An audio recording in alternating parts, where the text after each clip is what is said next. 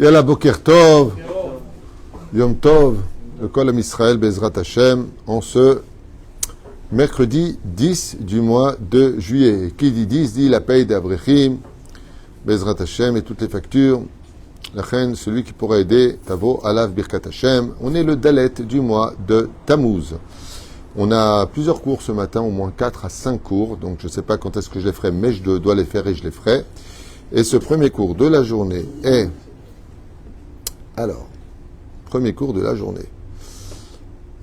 Just a minute. Oula. Ah ouais, il y a même des sujets qui ont été pris. Très bien. Alors, aujourd'hui, je suis racheté pour l'élévation de l'âme du tzaddik, le Rav Yoel Ben Asnet Ve'Israël Hadad Fenesh. Zichrono Livracha, c'est les 30 jours. Roi Hashem Tenacheno Began Eden Elion Vechol HaShorovim Imo Bichlal Arachamim Vaselichot Vechen Yehi Ratzon Venomar Amen. Tiens Nishmato Tzora B'Tzora Chaim. Pour ce tzaddik, le Rav Yoel Ben Asnet et Israël Hadad Fenesh. On sera aussi malheureusement une grande perte hier d'un tzaddik Yesodolam qui faisait certainement partie des 36 tzaddikim et qui nous a quittés avec... il n'avait rien, pas de problème de santé, absolument rien. Il a juste eu une bactérie qui l'a attaqué à la jambe et de la jambe s'est monté au cœur et il est parti en 2 semaines d'un homme qui avait une santé de fer à un homme qui malheureusement s'est très vite éteint. C'est assez surprenant, le Rav Yehuda Deri, Zecher Tzadik Kadosh Ivracha, qui était... il faisait partie depuis des années, c'est lui qui faisait les contrôles des Dayanim d'Israël. Il était Dayan à Beersheva, il était Dayan à Rashi à la Rabbanout d'Israël, et il devait devenir aussi le futur grand rabbin d'Israël. Mais Dieu en a décidé autrement, qu'il soit le grand rabbin d'Israël dans le ciel. Hier soir a eu lieu son enterrement. Roi Hashem Tenachenu Began Eden Elion Vechol HaShorovim Imo. Bichlal Vechen Yason Varamen. On pensera bien sûr à Kol Mete Israël, tous nos otages brim, Ushlemim Levetam, tous nos ptsuim, et Kol Am Israël. בעזרת השם יתברך. כן, רפואה שלמה לכל חולות ישראל וחולי ישראל בכל אתר ואתר ובכללם. חיה רובי, רבקה בת אסתר, רפואה שלמה מורתימי, רפואה שלמה ויביאן, רפואה שלמה, כן. ציפורה, לאה, בת, מרים. כל עם ישראל, une grande רפואה שלמה, בעזרת השם, שני בת שולמי, qui est en train d'accoucher, Bezrat Hashem. Quel Tunisien, celui-là, il me dit, elle accouche là. Je lui dis, bon accouchement, il me dit non, elle est juste au 9e. Il n'y a qu'un Tunisien qui sait parler comme ça. Voilà, elle accouche là maintenant, j'arrive. Bon, bonne Leda, Bezrat Hashem. Qu'est-ce que tu as? Elle accouche aussi? Ah, ton fils il accouche. Quoi? Oui, le nom s'il te plaît. Avraham ben Reuven ben Mordechai Bezrat Hashem. Kol Am Israël. On peut commencer le cours ou l'élève? Chaque mot de Torah, Bezrat Hashem, Yale Mazal et Israël. Et merci à ceux qui ont acheté aussi ce shiur. Vaishma Katuv Parashat Hashavua Parasha de Hukat.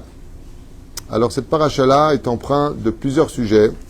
Et nous on va essayer de relever une très très grande question que Rashi nous lance. Vous savez que Rashi, c'est pas que du pshat, c'est aussi du sod. Beaucoup d'allusions, de clins d'œil sont faits dans les enseignements de Rashi. Et il a marqué que, après toutes les péripéties du peuple d'Israël, toutes les épreuves qu'ils ont subies, Vaishma Kenani Melech Arad, le roi de Arad, qui vivait en Eretz Kenaan, a entendu. Qu'est-ce qu'il a entendu? Qu'il habitait, pardon, Eshav, à Negev, qui bat Israël, derech à Atarim, veilachem be Israël. Donc il a entendu que Israël arrivait sur son territoire, proche de son territoire, et il décide de sortir en guerre contre nous.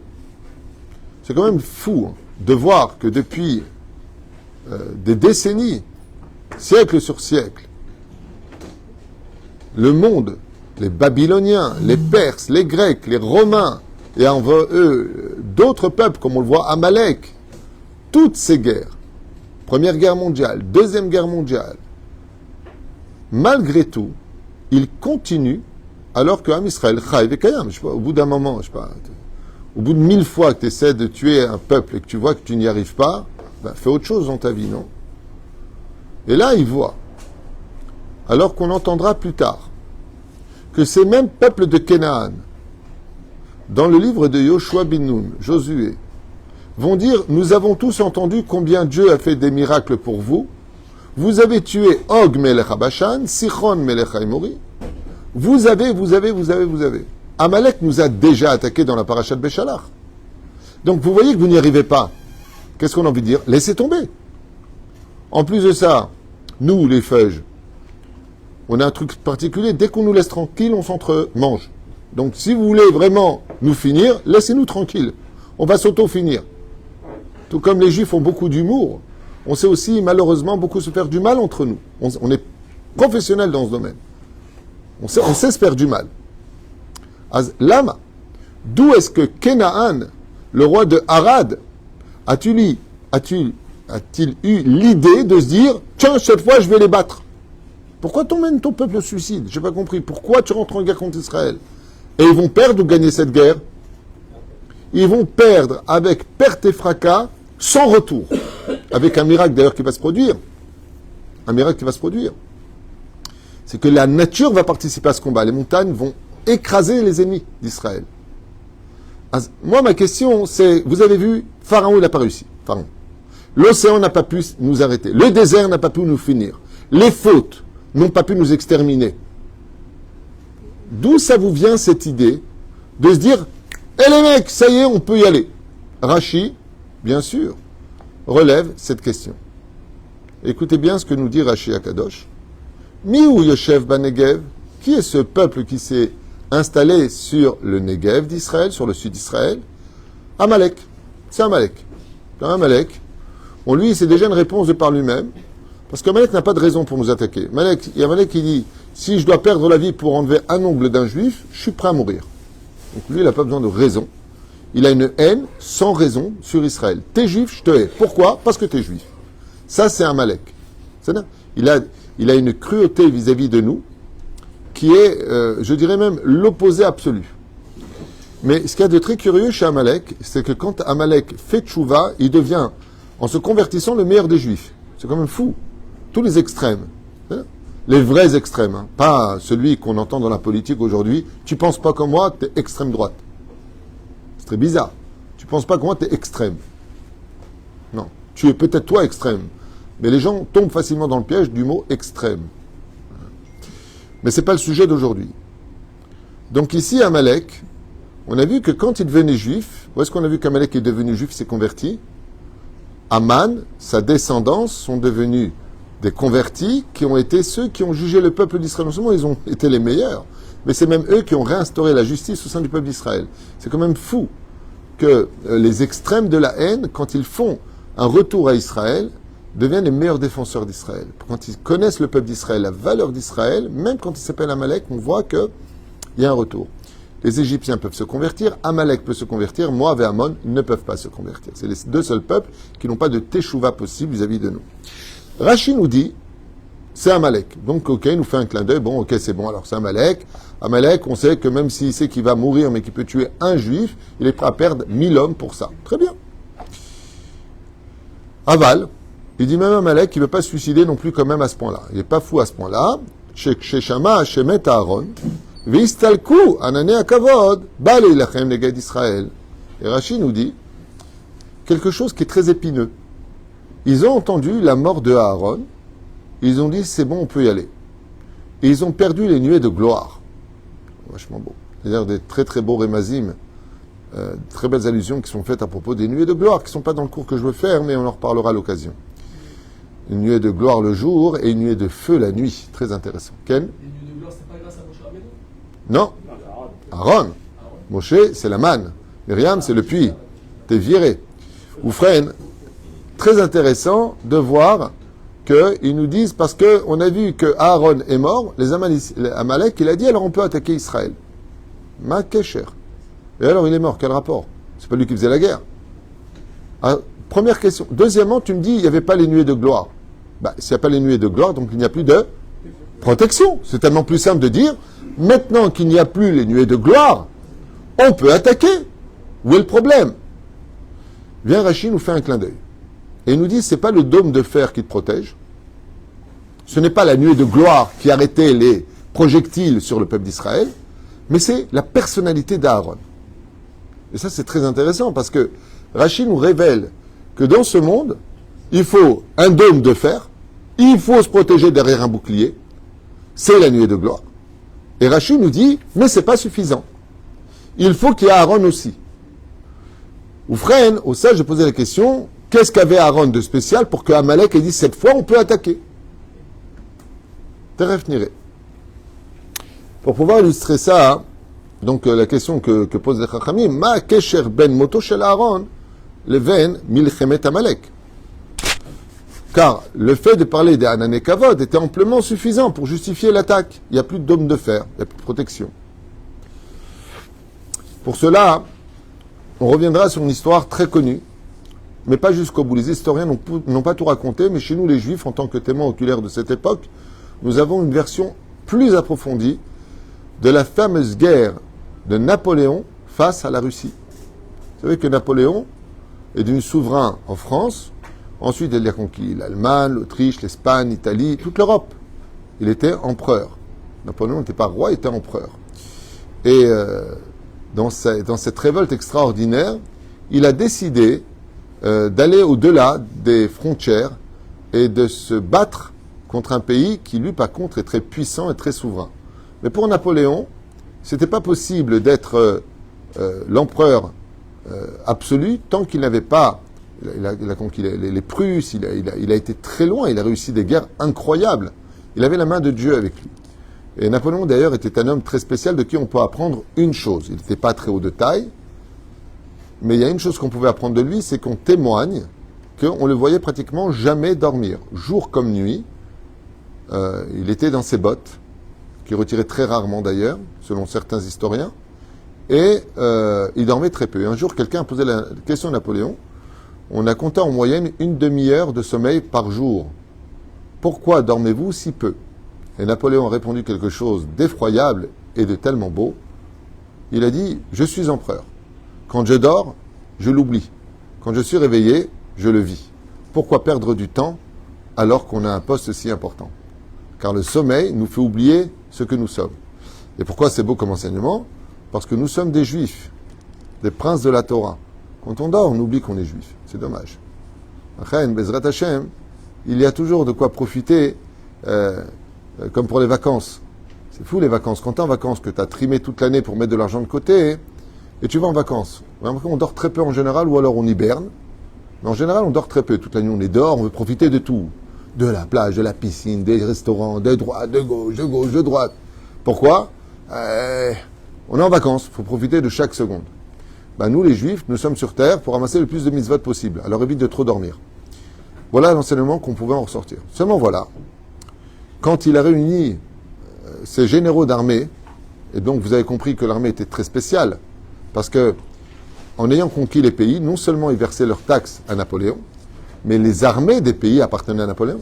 Ce qui fait que Napoléon réunit les généraux de l'armée allemande, prusse, autrichienne, espagnole, italienne, et autres, Belgique, tous les pays ont été conquis. Et il leur a demandé, qu'est-ce que vous pensez si on attaquait la Russie? Et ils sont arrivés jusque dans la ville de Vologine, où là-bas, il y a eu un débat qui a eu lieu avec Napoléon. Et certains disaient qu'il n'y aurait aucun problème, il faut absolument qu'on réunisse tous nos soldats et qu'on soit sur le front russe. D'autres disaient que c'était trop tôt. D'autres disaient, on n'est pas préparé. D'autres disaient, il est préférable d'attaquer en été, pas en hiver. D'autres disaient, et d'autres. Ce qui fait que Napoléon, il leur a demandé de se taire. Il leur a dit, laissez-moi réfléchir à tout ça. Seulement, il y a un conseiller qui était présent et qui a dit à Napoléon, vous savez, la destinée est souvent à des surprises, mais vous êtes dans la ville de Vologine. Il lui a répondu, et alors? Et lui, ici, vient un juif très spécial. Un juif qui donne de très bons conseils.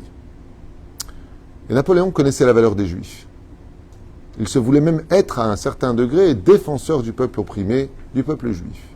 C'est lui-même qui concrétisera d'ailleurs le consistoire et permettra aux Juifs d'avoir la nationalité française et les droits des Français qui vivaient avant dans des ghettos. Et c'est lui qui va libérer ces ghettos, ce qui va provoquer d'ailleurs une totale assimilation. Et Napoléon a accepté, discrètement, d'aller voir Rabbi Chaim de Vologine, qui était l'élève du Gaon de Vilna, que tout le monde connaît, les Nefesh HaChaim, un de ses livres. Et quand ils sont arrivés là-bas, Napoléon s'est entretenu avec Rabbi Chaim de Vologine et lui a dit « Est-ce que, oui ou non, vous pensez, en vous donnant tous les éléments nécessaires, qu'on doit attaquer la Russie? Nous avons tant de milliers d'hommes, tant de possibilités, tant d'armes, tant de ceci, tant de cela. » Et Rabbi Chaim de Vologine lui a répondu par une métaphore. Il lui dit « Je vais vous raconter une histoire et vous obtiendrez votre réponse. » Napoléon a dit, ça c'est le côté feuge. Tu lui poses une question, il te répond avec une question. Et dans la réponse que tu donnes, tu as la réponse à ta propre question. C'est très connu. Il dit, dans un royaume, il y avait un roi qui, après avoir attendu tellement d'années, a enfin eu un prince, un enfant. Ils l'ont élevé, fait grandir dans une parfaite réussite éducative. Tout était bien. Et pour les 20 ans de son fils, le roi a décidé de lui offrir quelque chose de spécial. Un carrosse assez spécial, orné de pierres précieuses, de fils d'or, et ainsi de suite. Et quand ils sont arrivés aux chevaux, le roi a dit, pour les 20 ans de mon fils, qui deviendra le futur roi, je veux pas n'importe quel chevaux. Je veux 4 chevaux, je veux pas n'importe lesquels. Je veux les meilleurs chevaux des 4 pays les plus fantastiques. Des chevaux qui ont gagné des courses, des chevaux qui sont réputés. Il va payer une fortune pour chacun de ces chevaux qui arrivera, un d'Arabie Saoudite, un de telle et telle contrée, peu importe les pays. Et ils vont atteler ces magnifiques chevaux à la parfaite allure, parfaitement présentables, de couleurs incomparables. Et le prince était comme un fou, c'était les voitures d'époque. Il monte sur cette nouvelle calèche qui est très spéciale, celle du prince, et demande à son père s'il peut prendre la route. Il savait parfaitement conduire une calèche, donc il s'engagea comme ça sur la route, jusqu'au moment où il arriva à une espèce de creux. Et comme il avait plu la veille, c'était extrêmement boueux. Alors il s'est retrouvé coincé dans cette boue. Et là, le prince a essayé de manœuvrer tant qu'il pouvait, puis il a pris son fouet. Avec de la peine, il a commencé à battre les chevaux. Ce serait temps qu'on sort de la boue, il ne va pas mettre ses pieds dedans. Et les chevaux n'ont pas réussi à se dépêtrer de cette boue qui avait bien attaché les roues. Puis juste après est arrivé un vieux, comme ça, sur une espèce de carrosse, avec 3 chevaux. Et lui aussi s'est empêtré dans la boue, au même niveau que le prince. Le prince regarde comme ça en disant « On est dans la boue ». Le vieux le regarde, il lui fait un signe de sa tête, il donne un seul coup de fouet, et les 3 chevaux sortent en 2 secondes. Le carrosse qui est encore plus lourd que celui du prince, puisqu'il avait de la marchandise, et se dépêtre de la boue pour avancer. Le prince l'arrêta et lui a dit « Hé, 2 secondes, moi j'ai 4 chevaux, toi t'en as 3. Moi j'ai pas de marchandise, toi tu en as. Donc ton carrosse est plus lourd que le mien. Quel est ton secret? J'en suis déjà à 10 coups de fouet, et ils n'arrivent pas à avancer.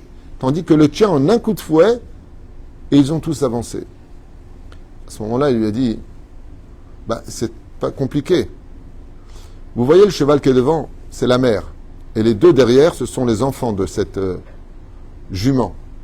Quand j'ai frappé l'un des enfants, la mère a tout de suite réagi et le frère a tout de suite réagi. Ils sont nés l'un avec l'autre. Ils se fréquentent depuis qu'ils sont nés. Ils veillent les uns sur les autres. Ce qui fait que d'un seul coup de fouet, ils sont tous unis leurs forces pour avancer. Car quand je frappe l'un, la mère a mal. Le frère a mal. Donc automatiquement, ils ont avancé. Il dit, prince, je ne vous connais pas, mais vos chevaux, ils ne se connaissent pas, c'est sûr. Il lui a dit, oui, il vient de 4 pays différents. Il lui a dit, vous avez beau lui acheter les plus forts de tous les chevaux, les meilleurs de tous les chevaux. Quand vous frappez un, l'autre, il sent rien, il en a affaire de l'autre, il ne le connaît pas. Au contraire, ça me fera plus de paille à manger. C'est pour cela que vous n'arrivez pas à avancer. Et donc le prince a compris que malgré le fait qu'il avait des meilleurs chevaux, des meilleures stratégies, des chevaux incomparables, dès qu'on était dans la boue, plus rien n'avançait. Et donc Rabbi Chaim de Vologine lui a dit, c'est votre situation. Vous avez une armée, mais elle vient de l'Allemagne, de la Prusse, de machin, de droite, de gauche. Les généraux ne se connaissent pas, les soldats ne se connaissent pas. Vous allez vous attaquer à la Russie. Eux, c'est peut-être moins d'armée que vous, mais c'est une seule nation qui est très unie. Ils se connaissent, parlent la même langue, mangent les mêmes plats. Quand un meurt, c'est son frère qui est mort, son frère d'armes. Tandis que vous, avec votre armée, si un Allemand il meurt et que le Français ou que l'Espagnol ou l'Italien il le voit mourir, il ne saura même pas lui dire un mot. Il ne parle même pas la même langue. Donc si vous allez en hiver vous battre contre eux, ne vous étonnez pas de rester dans la boue et de perdre votre bataille. Napoléon a entendu Rabbi Haïm de Vologine, il a remercié, et malheureusement pour lui, il s'est quand même engagé, car les généraux qui voulaient absolument en découdre l'ont persuadé, et on connaît tous la fameuse perte de l'armée, c'est milliers, voire millions de morts, hein, je ne sais pas le chiffre exactement, mais la Russie avait mis une tannée sans retour, comme l'avait expliqué Rabbi Haïm de Vologine. Par cette métaphore qu'on vient de raconter, cette histoire historique de Napoléon, on comprend ce qu'ont voulu dire les Amalécites. Aaron était celui qui aimait la paix, poursuivait la paix et instaurait la paix au sein du peuple d'Israël, entre l'homme et sa femme, les enfants et les parents, les frères et les sœurs, entre toute personne qui était ben Adam la Havero, ou ben Ish le Ishto, ou ben Ish le Makom, celui qui disait ouais la Torah c'est trop dur. Aaron lui parlait, il dit mais qu'est-ce qu'il y a de dur? Viens on en parle. Il refaisait la paix dans le cœur entre l'homme et son créateur, l'homme et les mitzvot. Ce qui fait que Aaron instaurait une magnifique ambiance. Tant qu'il était vivant, les gens disaient bon, c'est pas la peine qu'on se dispute, on va demander à Aaron ce qu'il en pense. Il ne travaillait que pour le cœur de chaque juif. Amalek, ils observaient à la loupe tout ce qui se passait.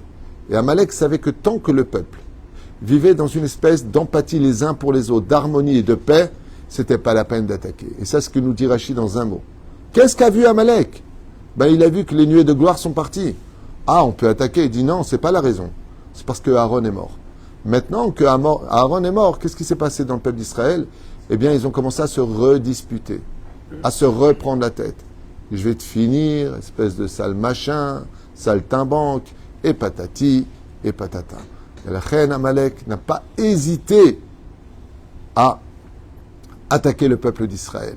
Et quand le peuple a été attaqué, bizarrement, ils ont mis de côté tous leurs conflits et se sont tous resserrés la main, comprenant qu'ils devaient continuer l'œuvre de Aaron.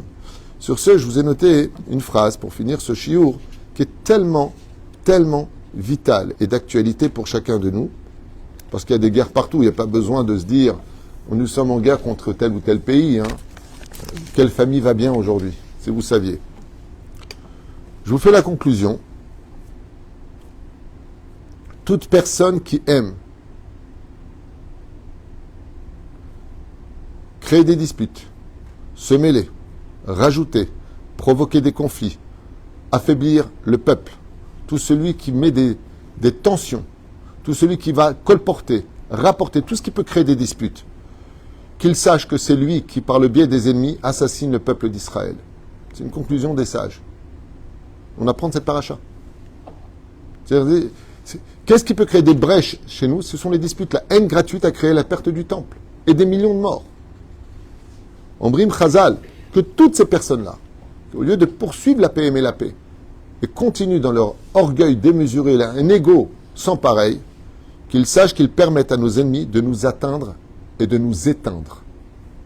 Mais, de l'autre côté, tout celui qui fera comme à Aaron, protégera, sauvera notre peuple, comme lui savait le faire, avec une humilité sans pareil, Shmirat Alashon, qui évitait de dire du mal de chaque juif, qui savait répondre aux questions qu'on lui posait, qui savait aimer, qui savait pardonner, qui savait parler. Beloma, au minimum, basé Oev Shalom vers Odev Shalom. Vous savez c'est quoi Odev Shalom, le pshat?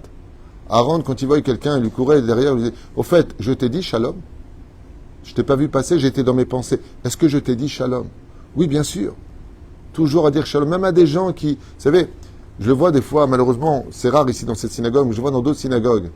Même ici, ça m'est arrivé de le voir 2 fois en 16 ans qu'on existe dans ce Beth Midrash, jusqu'à ce qu'on construise très très prochainement, Be'ezrat Hashem. Des gens qui sont en conflit avec l'autre pour des questions d'argent, pour des questions de réflexion qui ont été faites, ils rentrent à la synagogue, ils ne disent pas bonjour. C'est une très grave erreur. Aaron représentait le jour de Kippour toutes les fautes du peuple d'Israël. Avalmazé Oev Shalom, il aimait la paix. Vers Odev Shalom. Dis-moi au fait, Je suis rentré tout à l'heure au mariage, je sais pas, je t'ai dit bonjour. Parce que je veux pas que tu crois que je suis passé et que je t'ai pas dit bonjour. Même si on n'est pas obligé de se fréquenter parce qu'on s'entend pas dans la vie. Même si on n'est pas obligé d'être amis. Mais au moins, dis shalom, parce que ce bonjour que tu vas dire à l'autre, c'est un dôme de fer qui remettra les nuées de gloire sur le peuple d'Israël. Rien que pour un shalom. C'est pour ça qu'il n'y a pas pire au monde que les synagogues où les gens ne s'entendent pas les uns avec les autres. Dieu il part de la synagogue. Il n'y a pas pire pour un Kohen de dire la bénédiction sur l'assemblée quand il vient faire le Birkat Kohanim. S'il est en conflit avec quelqu'un, il ne peut pas dire la bénédiction, c'est Bracha Levatala. Parce qu'il va jurer de quoi? Il promet d'aimer chaque juif. Et Aaron, lui, tant qu'il était vivant, dès qu'il y avait des conflits, des déchirures, il venait recoudre avec la paix. Prenez sur lui. Qu'est-ce que tu as à faire dans la vie? Il se dispute. Qu'est-ce que tu en as à faire? Qu'il laisse faire cuire un œuf. Il dit non. Il y a une mitzvah de remettre la paix dans chacun de nous. Mais la question, c'est qui fera le pas? Qui peut prendre sur nous? De tout temps, les enfants demandaient pardon aux parents. Dans cette génération, c'est les parents pour avoir la paix qui doivent demander aux enfants pardon, ils ne savent même pas pourquoi. Dans une grande partie des cas, pas tout le temps. Des fois, les parents exagèrent. Mais c'est fou. La Gemara le dit dans Sota, même tête, qu'à la fin des temps, tout sera renversé. Les valeurs seront renversées. Mais en réalité, c'est pas comme ça qu'on doit voir les choses. À la fin des temps, Dieu cherchera qui veut le plus de mérite. Qui veut le plus de mérite? C'est Pérouche Adavar pour lequel cette métaphore aujourd'hui des 3 chevaux et des 4 chevaux plus puissants ne vient pas montrer que c'est le plus puissant qui gagne. Mais c'est celui qui est le plus unique qui gagne. Tout le monde le sait. Ce sont des cours qui ont été répétés, re-répétés, 1 million de fois répétés. Pas chez moi, chez tout le monde. Tout le monde parle de la Hardout. Nous arrivons 17 Tammuz, une fois depuis en 2024 de l'ère vulgaire. Il n'y a rien qui change. On est attaqué de partout, on est haï de partout. Il n'y a rien qui change. Et vous savez, je vais vous dire quelque chose. À Natania, j'ai eu le mérite d'être dans la communauté extraordinaire que j'aime beaucoup d'ailleurs, de Sidi Frej, entre autres, parmi toutes les communautés là-bas où j'ai été accueilli. Et on a fait un super chiour. Puis après, vous savez, le chiour, tout le monde veut me parler, raconter ses conflits. Et je pose la question aujourd'hui à beaucoup de gens, y compris à mon bureau, qui vous fait le plus pleurer, qui vous fait le plus de mal? Les ennemis autour de la frontière? L'antisémitisme? Ou ceux de votre maison?